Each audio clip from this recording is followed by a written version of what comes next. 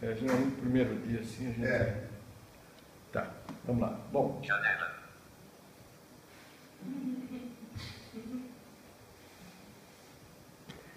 Bom, como eu falei, nós vamos fazer o seguinte, o nosso curso não vai ter prova escrita, né, porque são alunos de doutorado, então a gente tem um tratamento especial, né? Mas nós vamos reservar 20 minutos do início da aula, de todas as aulas, para uma conversa, e é nessa conversa que eu vou avaliar vocês. Eu vou pedir para vocês prepararem alguns assuntos, né, à medida que o tempo vai passando.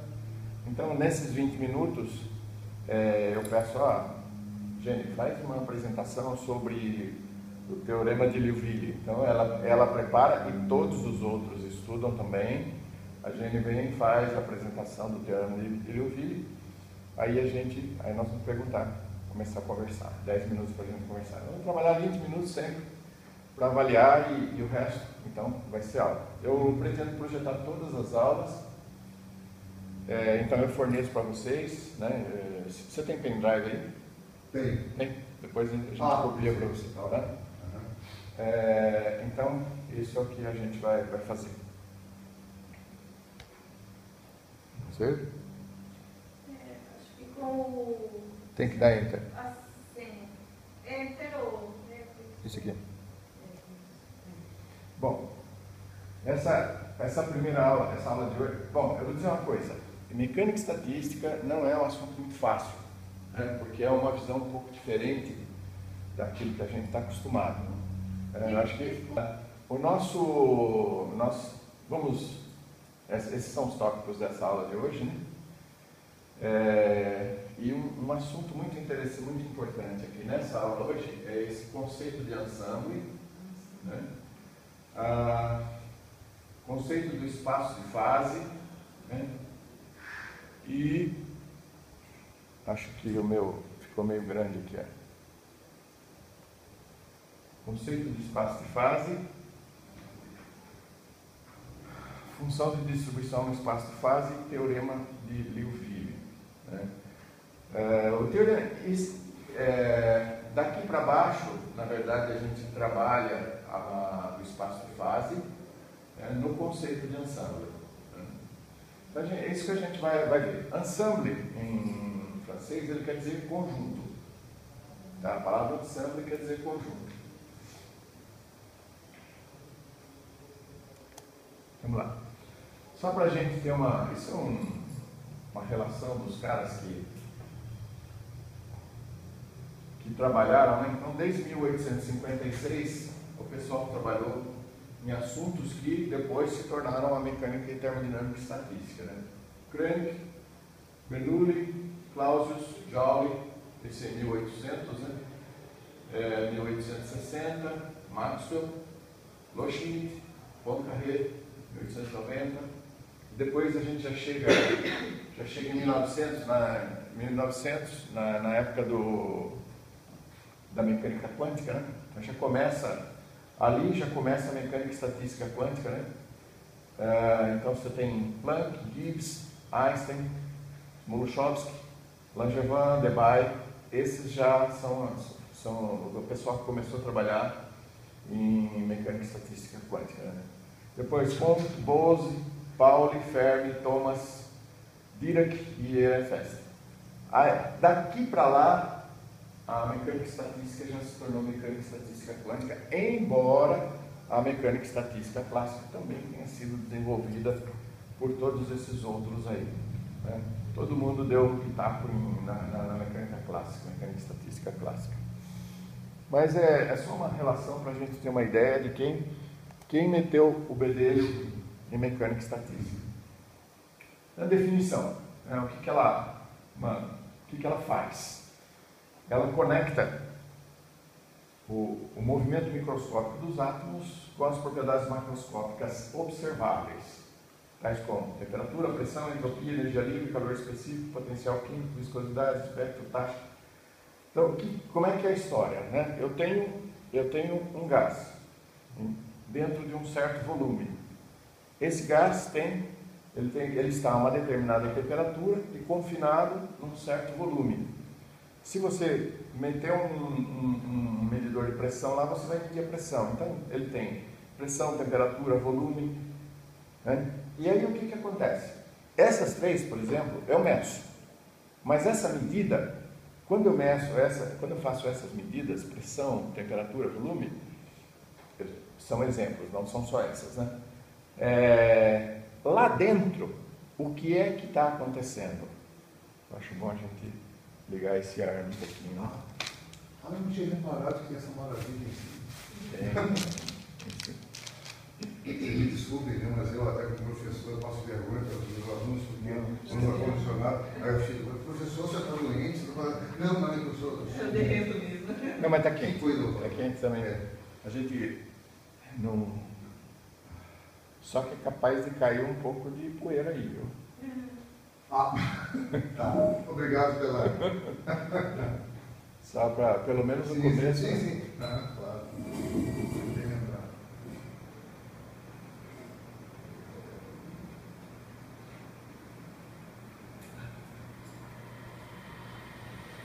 Tá.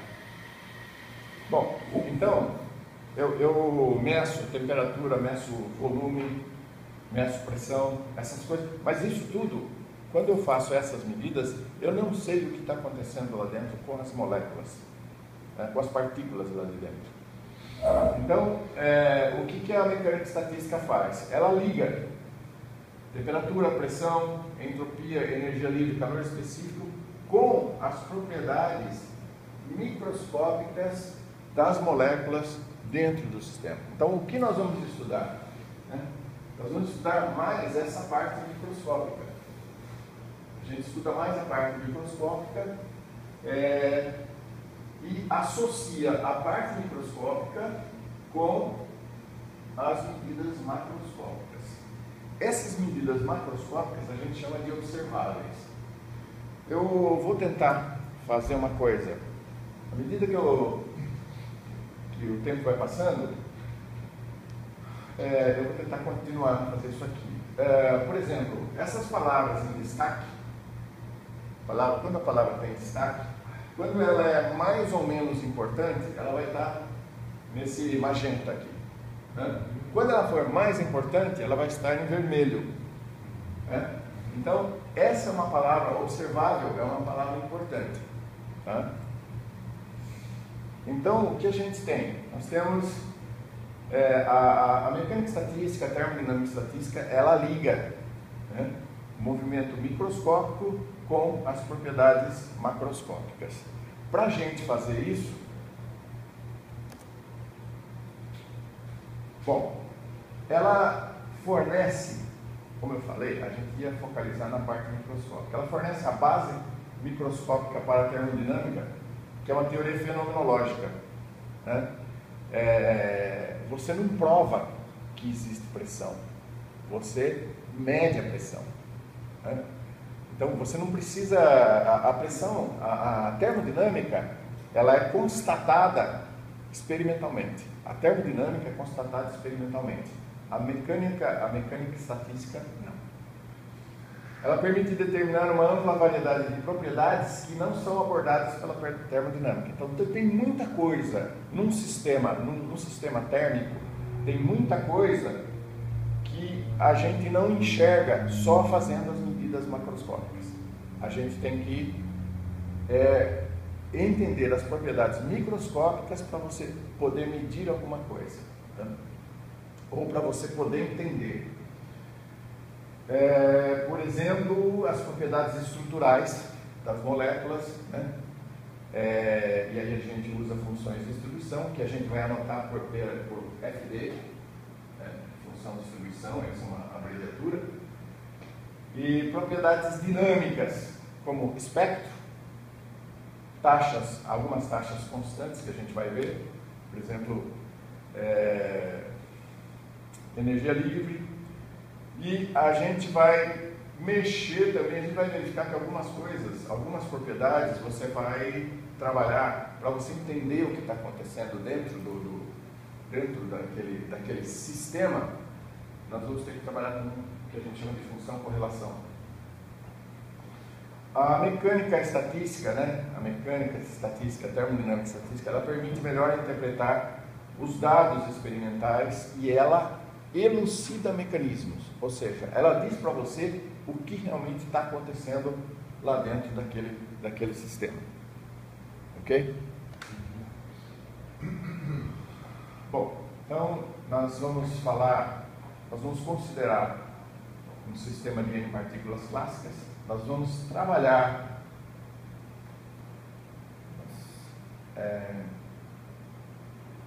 se mudou de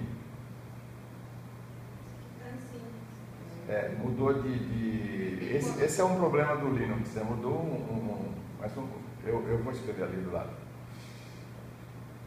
Então nós vamos começar pensando num sistema com N partículas clássicas confinadas numa região particular do espaço. Eu já tinha mencionado isso, num recipiente de volume V.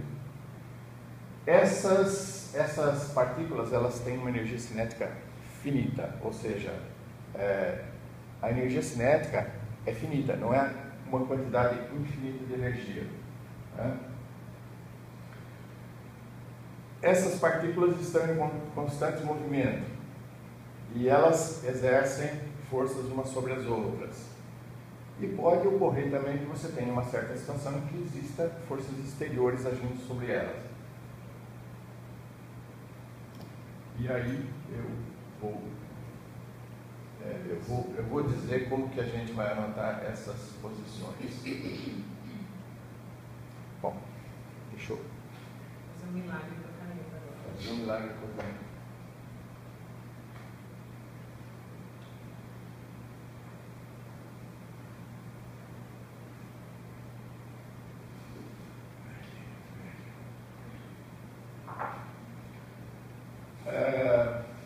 Nós vamos, a posição das moléculas, né? Vamos usar o vetor posição.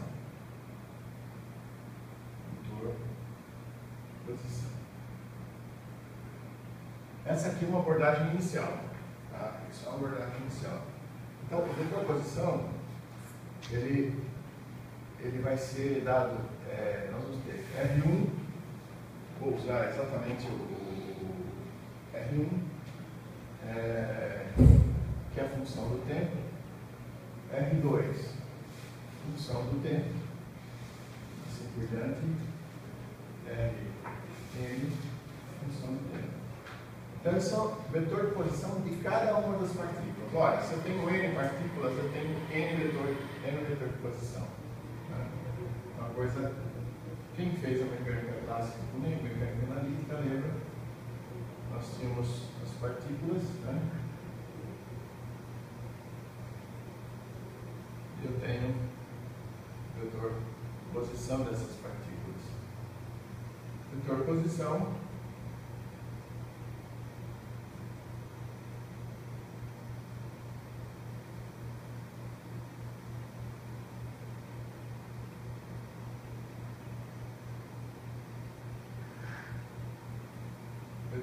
dessas partículas, né? Então, eu tenho o R1, R2, N-2, N-1, e aqui vai ser o Rn-2, Rn-1, Rn. Então, eu tenho, para cada partícula, eu tenho um vetor de posição. Esse é o vetor dedo duro. Né? Aonde a partícula vai, ele está apontando. E a origem do vetor coincide com a origem do sistema de coordenadas. Né? A origem do vetor coincide com a origem do sistema de coordenadas. Então, essa é a formulação que a gente vai usar. Essa é a geometria que a gente vai usar. Agora, se nós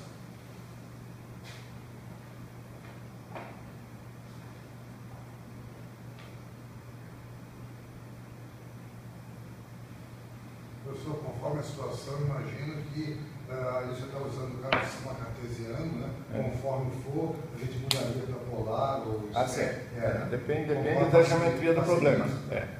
Depende da geometria do problema, a gente muda. Bom, aí o que vai acontecer? Nós temos que as forças que vão aparecer, né? Olha, eu disse assim aqui, ó, as forças que exercem umas sobre as outras.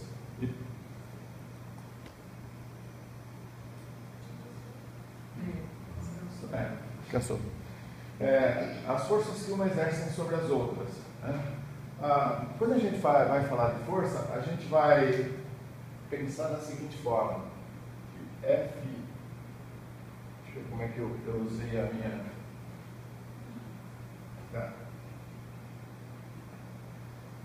Fi, né, que vai ser função R1, R2, Rn. Né? Esse é o PDF? Ou esse não é o PDF? Né? Não, esse é o OpenOffice. É o OpenOffice. Dá para abrir o PDF? É.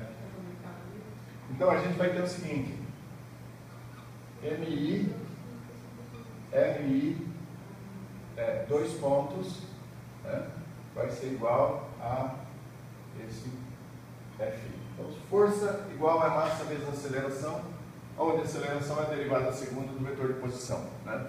Então, quando eu escrevo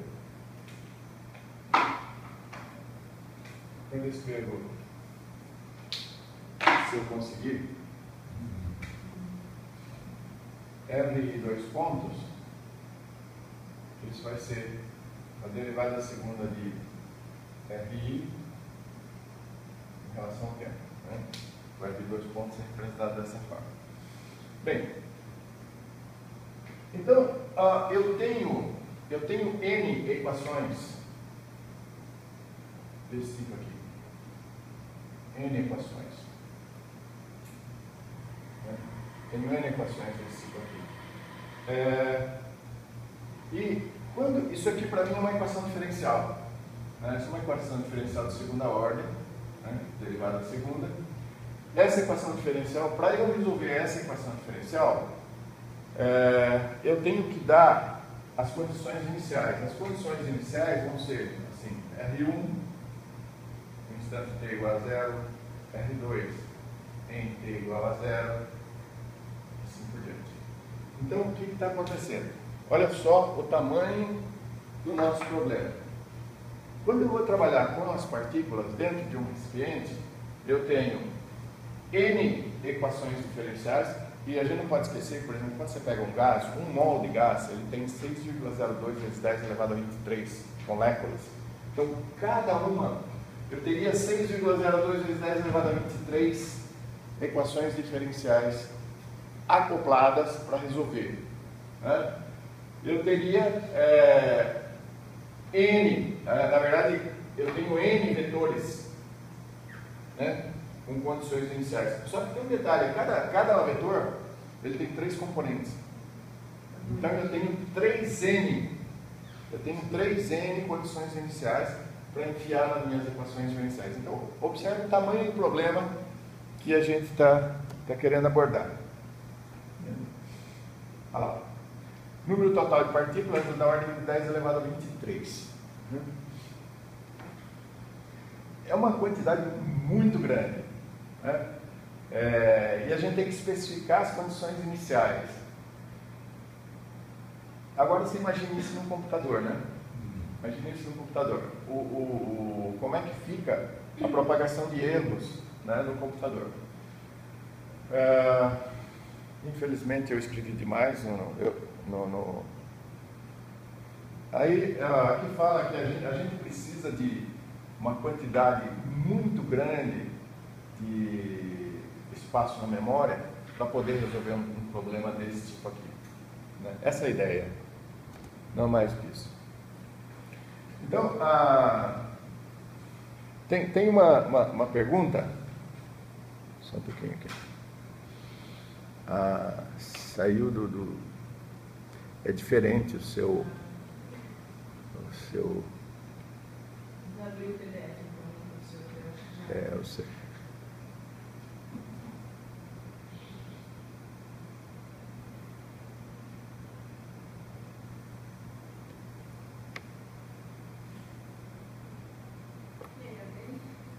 Ele é diferente. Ele acabou saindo da... não foi.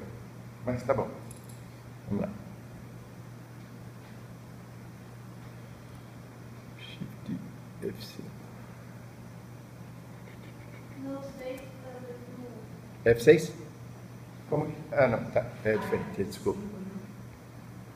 Você não quer abrir o PDF, professor? Deve estar certinho o PDF. Pode ser. Aí mesmo para conectar uma na pastinha. Por favor. Porque, vamos ver se... vamos ver se...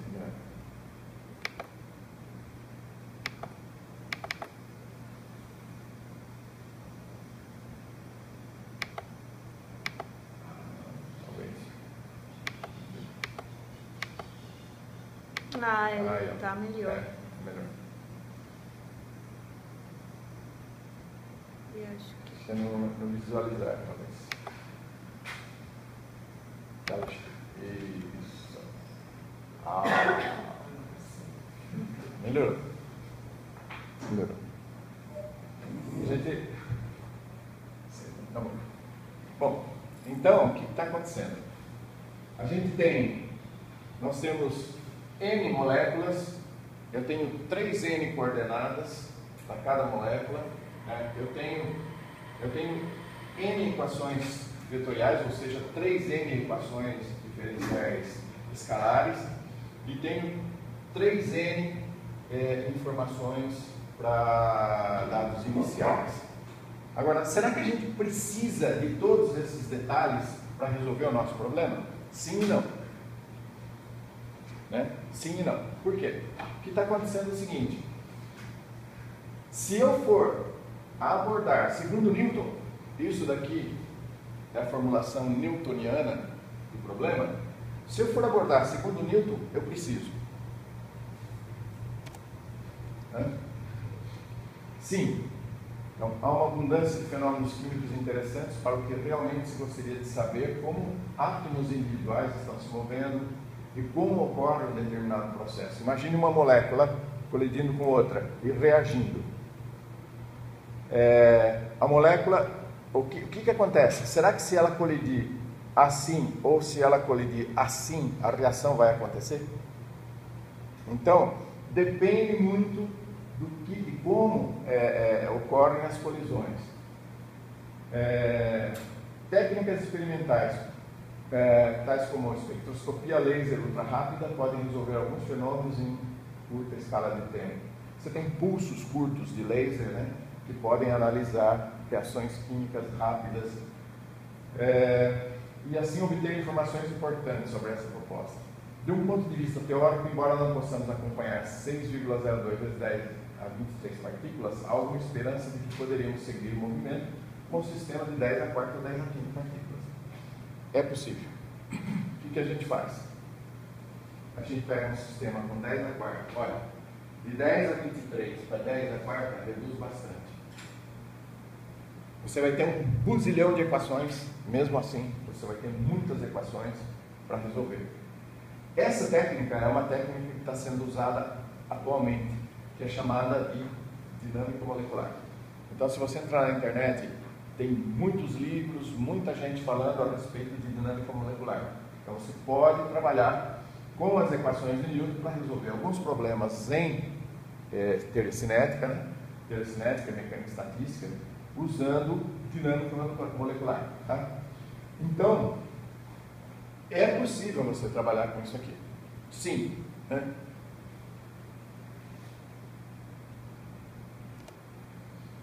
Não. Intuitivamente, seria de se esperar que a gente... Na verdade, o que eu estou querendo dizer aqui é o seguinte: a gente pode trabalhar, ao invés de trabalhar com cada uma de cada partícula, eu posso trabalhar com a média das partículas. Tá? Eu posso trabalhar com a média das partículas. Então, olha, se a gente fosse seguir a evolução de um grande número de sistemas, e todos descritos pelo mesmo conjunto de forças, mas partindo de condições iniciais diferentes, esses sistemas teriam essencialmente a mesma característica microscópica, por exemplo, a mesma temperatura, pressão, Essa ideia Bom, isso aqui já começa, aqui já começa a mecânica estatística.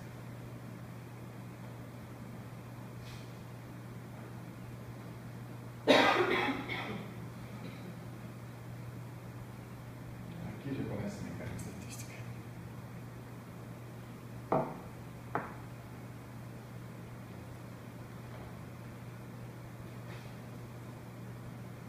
Tá.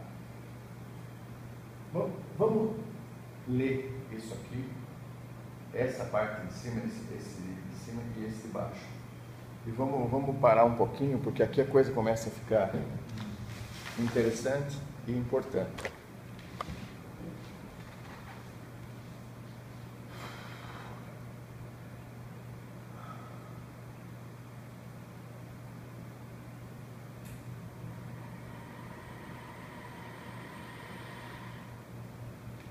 Bom, não dá para entender nada no que está escrito ali. Não dá. A primeira coisa ali não dá para entender nada. Por quê? Porque aqui já está sendo usado a ideia do que a gente chama de ensemble. Ensemble quer dizer conjunto. E nós vamos entender o que é ensemble e depois nós vamos voltar a essa negação aí, né? Agora vamos ver aqui embaixo. Uma vez que, do ponto de vista das propriedades macroscópicas, detalhes microscópicos precisos são em grande parte sem importância, pode-se imaginar que empregar uma construção conhecida como conceito de ensemble, conjunto, no qual exista um grande número de sistemas com diferentes características microscópicas, mas com característica microscópica semelhante, seria utilizado para excluir os detalhes microscópicos através de um procedimento médio. Esta ideia foi desenvolvida por indivíduos como Gibbs, Maxwell e Boltzmann. Bom, então aqui a gente começa a falar do que é ensemble. E o que é ensemble? Como se fosse uma amostragem, então, de trabalhar. É mais ou menos. É um conceito um pouquinho mais refinado. É uma amostragem, a ideia é boa, é amostragem, mas imagina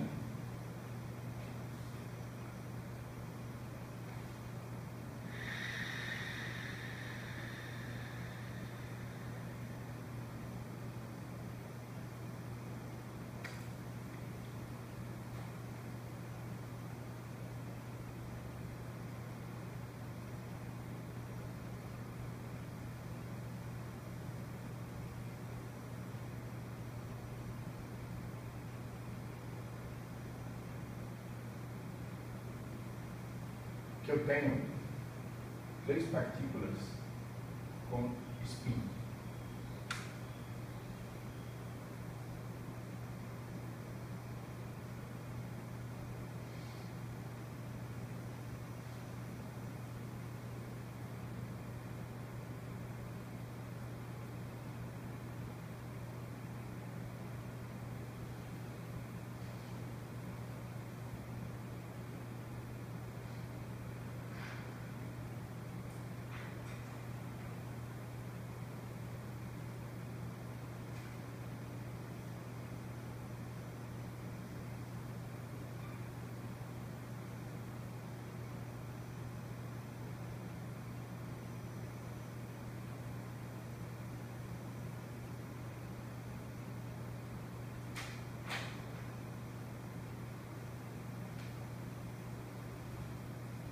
Um, 2, 3, 4, 5, 6, 7, 8.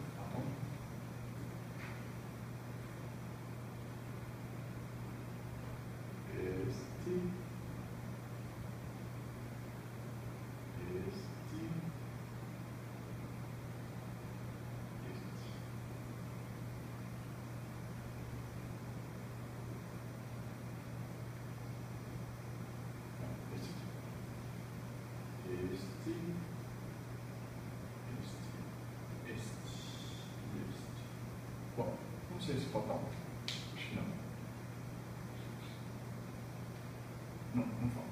Certo. Correto. Bom, imagina 3 partículas com spin. Tá? Aqui eu tenho 3 spin para cima. Aqui eu tenho 2 com spin para cima, 1 com spin para baixo. Eu tenho 3 possibilidades. Aqui eu tenho 3 possibilidades. Aqui eu tenho 2 para baixo e 1 para cima. Eu tenho 3 possibilidades e tenho 3 para baixo. São todas as possibilidades. Né? As 3 partículas estão lá. Vamos supor que eu esteja com essas 3 partículas numa caixa fechada. Elas estão lá dentro.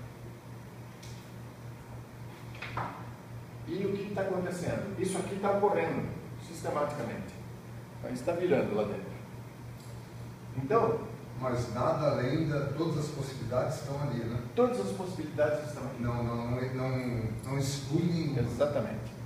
Tá? Então, cada uma desse aqui, cada uma dessa, é um ensemble. Tá? Cada uma dessa é um ensemble.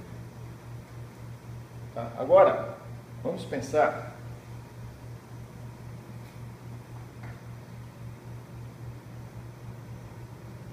Deixa eu mexer aqui não. Vamos pensar num gás com partículas. Mas eu vou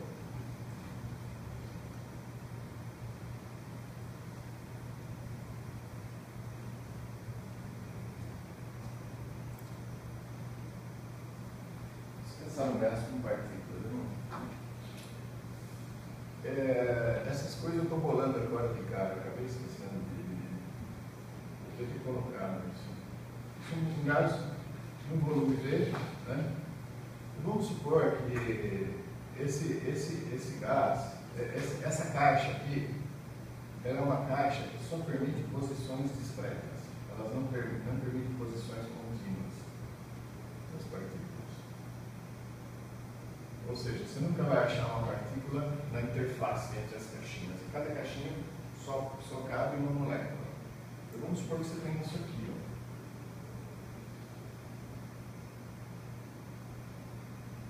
Partícula 1, vamos buscar ali o momento P1. Partícula 2, momento P2. Partícula 3, momento P3.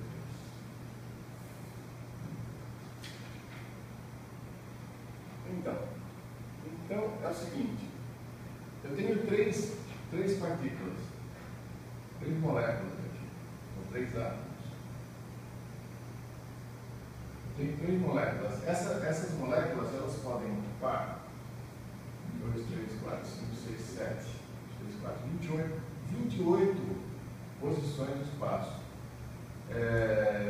Como é um espaço de 2 dimensões, eu tenho 28 vezes 2, eu tenho 56 coordenadas.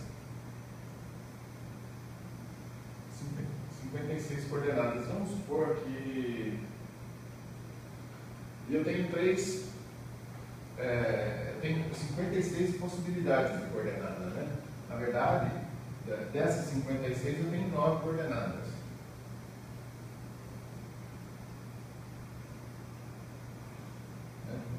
Dessas 56 eu tenho 9 coordenadas. E eu tenho, são 3 partículas, eu tenho 9 componentes de momento.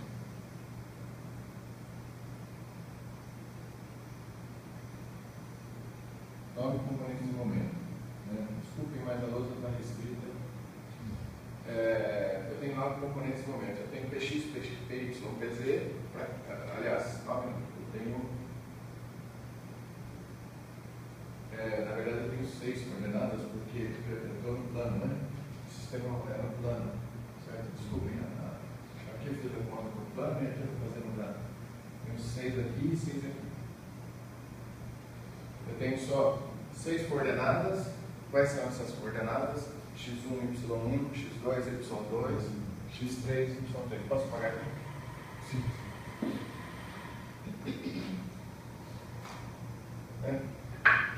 Então as coordenadas eu tenho x1, y1, x2, y2, x3, y3, né? Essas são as coordenadas. Agora essas coordenadas elas podem assumir 28 posições cada uma delas. O x1 pode ter 28 valores, o y1 pode ter 28 valores, o x2 pode ter 28 valores, o y2 28 valores. Você está entendendo o que eu estou querendo dizer? Elas podem estar em qualquer ponto dessa caixa. E eu vou ter, né, além da... Então eu tenho aqui, eu teria o P1, P1x, P1y, P2x, P2y, P3x, P3y. Então eu tenho 6 possibilidades de momento. Né? Então o que está acontecendo? Quando eu venho aqui, por exemplo, eu fotografo, eu vou lá e fotografo o meu gás no recipiente.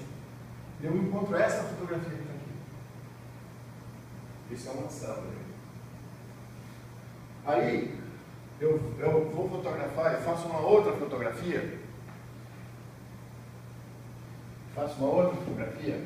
Assim.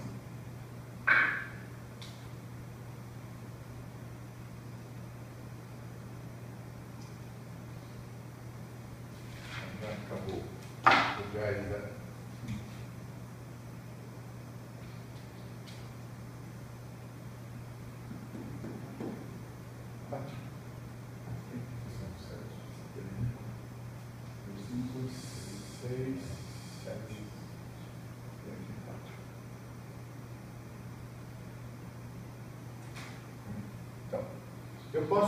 Se eu tirar uma outra fotografia,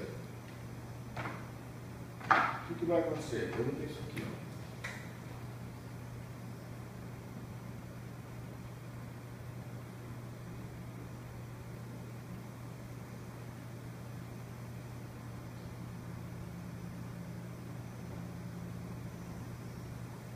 Olha só. Se eu tirar uma outra fotografia, vai ser exatamente isso aqui. Ó. Eu tiro isso. E cada fotografia que eu tire, então o que está acontecendo? Essas fotos vão ser os ensambres. Tá? Vão ser os ensambres.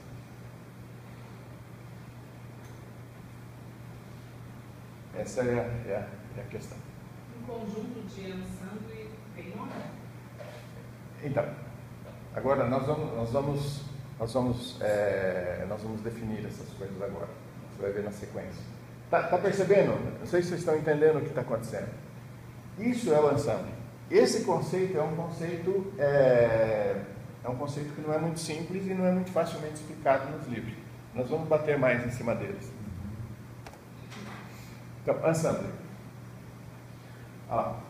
Considere um grande número de sistemas, cada um descrito pelo mesmo conjunto de forças microscópicas e macroscópicas. A mesma propriedade macroscópica, por exemplo, a mesma energia total. Então, vamos fazer uma interrupção aqui. Vamos fazer uma interrupção aqui.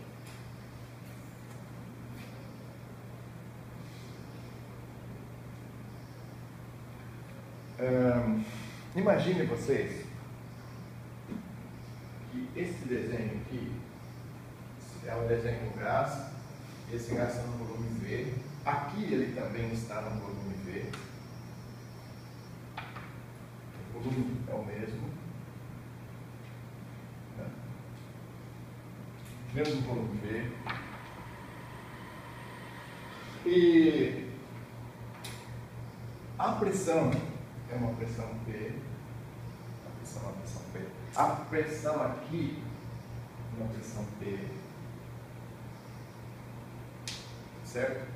A temperatura é uma temperatura T. E aqui é uma temperatura T. por que é que eu posso dizer, quando é que eu posso dizer, não é que é por quê, quando é que eu posso dizer que esse é um experimento pensado, né? Esse é um experimento pensado. Então, por que eu posso dizer que o volume V é constante? É o mesmo aqui. Bom, então eu não tenho compressão e também não tenho expansão. Eu estou supondo que aquele volume é o mesmo daqui. Por que eu posso supor que a temperatura é a mesma lá e aqui? Por quê? Eu não tenho nada aquecendo esse gás. Então ele está adiabaticamente isolado. E a pressão também é a mesma, eu não tenho nada aquecendo, não vai variar a pressão. Bom, então o volume e a temperatura e a pressão permanecem constantes nessas duas situações. Agora, aquilo e isso é o mesmo gás. Imagine o seguinte, você tem um recipiente. E aqui contém um gás. Tem um gás aqui dentro. Você mede a temperatura, mede a pressão, estáveis, né? Temperatura, um valor, pressão, um valor, volume, um valor, mesmo valor. Agora, você vem depois, e aqui vem e mede, novamente, temperatura, pressão e volume. Mesmo valor que deu anteriormente. Então, o que você pode dizer? Esse gás está em equilíbrio. Tá? Ele está num estado macroscópico fixo. Ele está em equilíbrio. Né? Tá bom. Então, ele está em equilíbrio. Agora, a minha pergunta é, esse estado, esse gás em equilíbrio, o que acontece com as moléculas dentro dele? Um gás em equilíbrio. O que acontece com as moléculas dentro dele? O que vocês acham? Moléculas estão paradas? Não estão paradas. Elas estão se movimentando, né? Umas mais, outras menos. Elas estão batendo na parede do recipiente, estão batendo umas com as outras, né? Transfere energia de uma para outra. Agora eu vou fugir desse modelo nosso. Então, o que acontece? Eu tenho uma situação em que eu tenho vários sistemas como este, né? Se eu tivesse lá uma máquina que fotografasse quando uma molécula sai de uma posição e vem para outra, né? Se uma molécula só se mexe, sai de uma posição e vem para outra, a máquina fotografa. E seriam símbolos diferentes, certo? Então, aí é que está o X, né? O que acontece? Eu tenho sistemas iguais a esse, diferentes, né? Então, à medida que o tempo passa, né, eu vou tendo sistemas, fotografias, cada uma diferente das outras. Quantas fotografias? Se o espaço for contínuo, aqui eu tenho algumas possibilidades. Se o espaço for contínuo, o número de sistemas como esses seria infinito, né? Porque o espaço é contínuo. Então, a molécula pode... Na verdade, essas N moléculas que estão lá dentro poderiam ocupar N posições, infinitas posições praticamente lá dentro desse grande. Se eu fotografasse, eu precisaria de um número infinito de fotografias. Só que a temperatura, o volume e a pressão permanecem constantes. O conjunto desses sistemas de fotografias é conjunto, é chamado de ensemble. Então agora eu estou definindo certinho. Eu tenho esses sistemas, essas fotos. Cada foto dessa eu chamo de um sistema. Tá? Cada foto dessa eu chamo de um sistema. E o conjunto de todas as fotos, numa situação de equilíbrio, me dá um ensemble. Então, cada foto não é... Isso, não. Porque cada foto, a palavra ensemble é conjunto. É o conjunto de todos os sistemas. Naquele meu exemplo,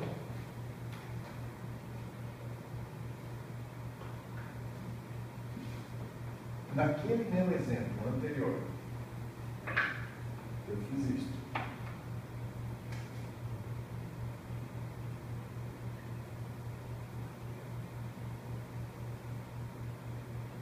Aqui, ó.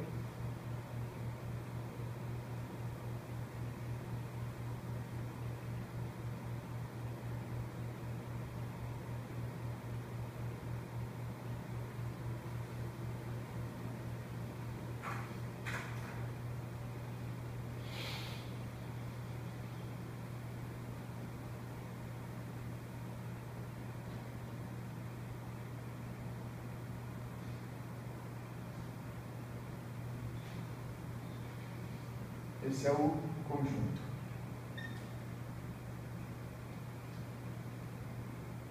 Esse é o ensemble. Isso aqui é um sistema.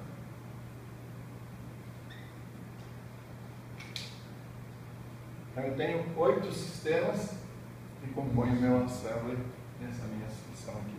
Professor, mas esse ensemble, ele é só quando o sistema é finito ou quando é infinito também? Quando é finito ou quando é infinito? Quando é infinito, ele é um ensemble infinito. É um ensemble infinito. Ele pode ser finito ou infinito. No caso de uma situação real, ele é um ensemble infinito, provavelmente. Tá? Bom, aqui vamos entender isso aqui agora. Considere um grande número de sistemas, cada um descrito pelo mesmo conjunto de forças microscópicas e macroscópicas, compartilhando a mesma propriedade macroscópica. Entenderam o que é compartilhando a mesma propriedade?